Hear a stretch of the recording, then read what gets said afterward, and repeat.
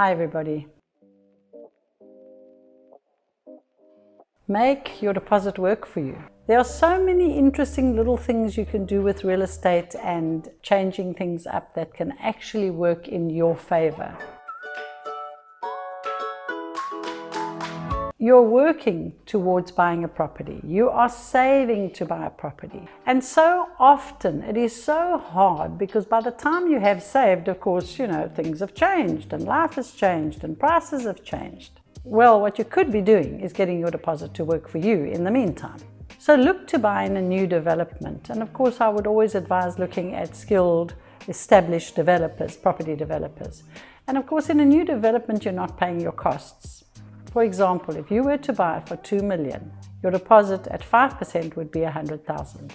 Now, how can you get 100,000 Rand to really work for you? Because it takes so long to save. So you put down your 5% onto a new development property, and it can take a year for that property to be built and for you to take transfer. Now, if your money was in the bank, you would be getting interest, very small interest, on your 100,000 Rand. But because you've put your money into a property, even though it doesn't exist yet, you've locked in your price.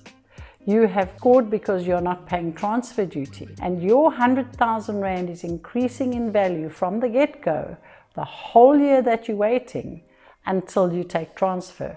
And when the property is ready, it usually and invariably has an even higher value again. So your 100,000 Rand is not only gaining momentum on 100,000 Rand, it is gaining momentum on the full 2 million Rand.